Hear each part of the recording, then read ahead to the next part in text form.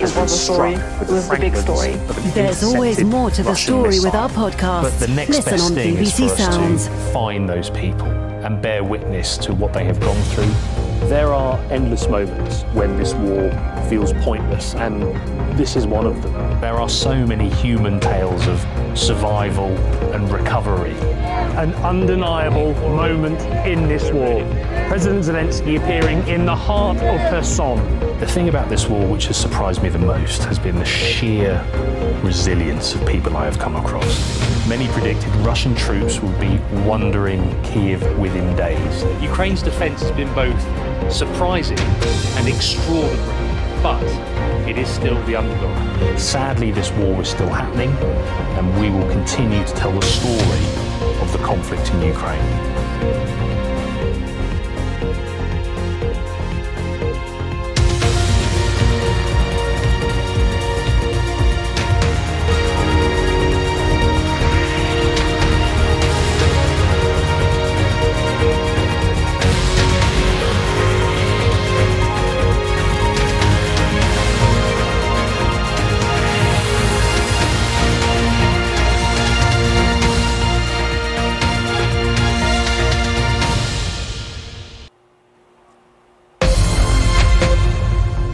I'm Laura Trevelyan in Washington, and this is BBC World News America.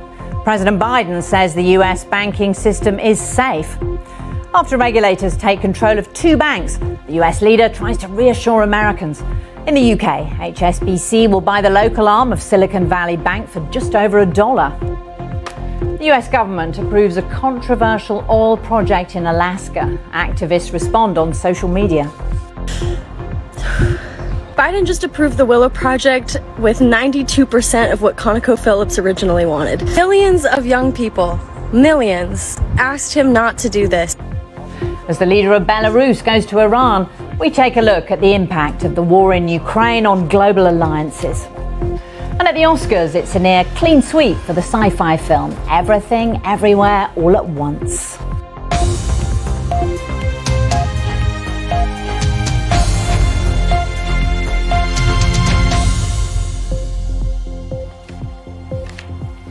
Welcome to World News America, in the UK, on PBS and around the globe. We begin tonight here in the United States, where President Biden has said Americans should rest assured that the US banking system remains safe after the failure of the California-based Silicon Valley Bank. Markets wobbled today as regulators tried to contain the damage from the biggest US bank failure in 15 years. Here's what the president had to say. Well, joining us now is Dr. Betsy Stevenson, Professor of Economics at the University of Michigan, who was at the White House Council of Economic Advisors. Welcome to the program, Betsy. So President Biden is saying the US banking system is safe, but can consumers really have confidence? Betsy Stevenson, thank you so much for joining us. Well, meanwhile, the US government has approved a major oil and gas drilling project in Alaska. But the Willow project is facing very strong opposition from environmental activists over the impact on climate and wildlife. A viral social media trend, Stop Willow, drew over 3 million signatures on a petition calling for the government to scrap the project. Let's look now at how it all played out on TikTok.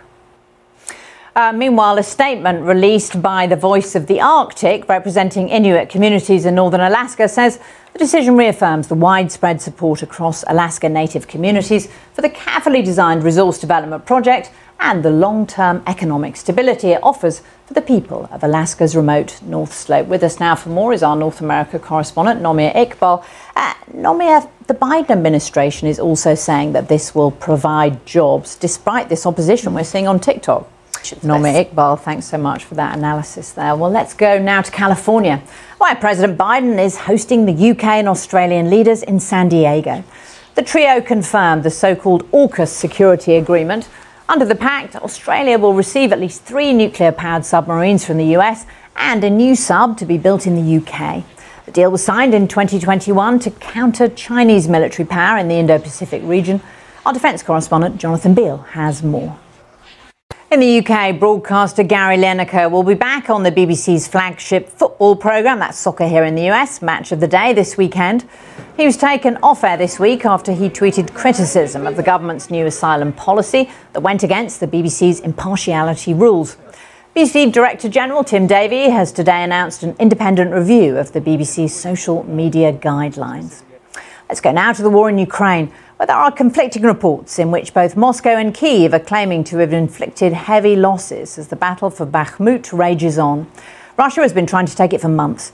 If they were to seize it, Russia could be closer to controlling the whole Donetsk region and possibly seizing bigger cities like Kramatorsk and Sloviansk. Away from the battlefield, diplomatic efforts continue. There are reports tonight that President Xi of China will go to Moscow next week and also hold a virtual meeting with President Zelensky of Ukraine, while Iran's president hosted the leader of Belarus today. Joining us now for more is Charles Kupchan, a former top official on the White House National Security Council, and Bahman Kalbasi from the BBC's Persian service. Welcome to both of you. Charles, first of all, if President Xi does hold this meeting next week with President Zelensky, their first since the war began, how significant would that be?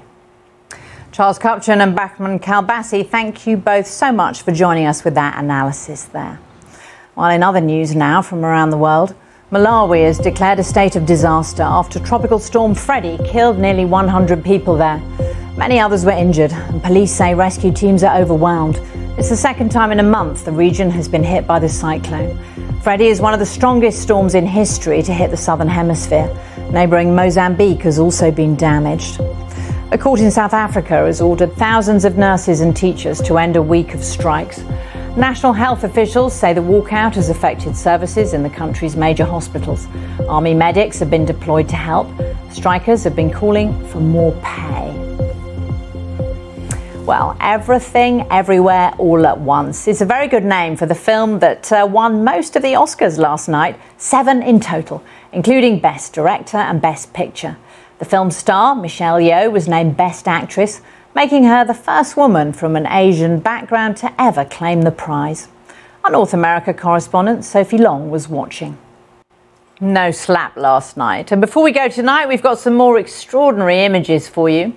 These are from a site in the UK, near the city of Leeds. The remains of a high-status Roman woman.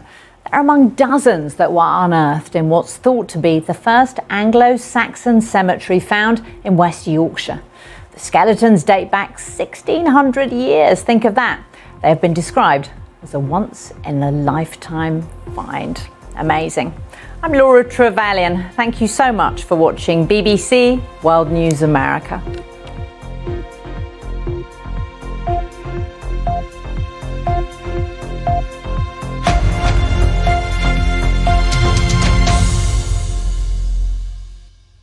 Hello. We've seen some record-breaking warmth across parts of eastern Spain and the Balearics over recent days, but colder conditions are now sweeping in. We've got a story to tell. What I'm going to try and do is go to schools and educate a lot of people about it. Just because somebody's disabled doesn't mean they can't achieve something. If you're aged 11 to 18, the BBC can help you tell your story. This is the world we're being left. Watch more stories like this. Tell us your story idea. Enter now at bbc.co.uk/young reporter competition.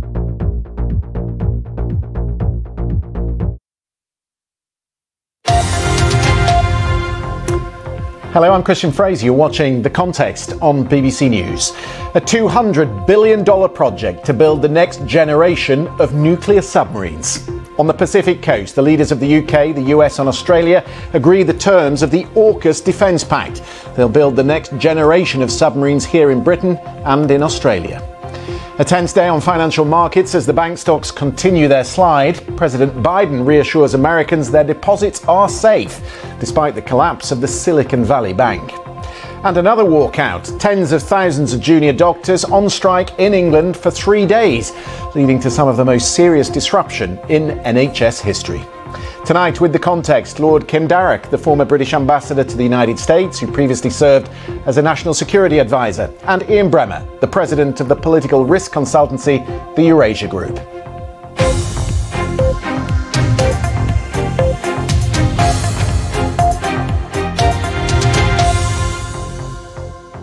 Welcome to the programme. Breaking news tonight. The leaders of the United States, the UK and Australia are in San Diego setting out how the three countries will work together to build the next generation of Australian nuclear submarines. The AUKUS Pact, announced 18 months ago, has big strategic implications for the Asia-Pacific region. By 2030, Australia will become just the 7th nation in the world to operate nuclear subs, with the UK and US providing consultation on technology for their production. In the meantime, Australia will become a forward operating base for the US Navy.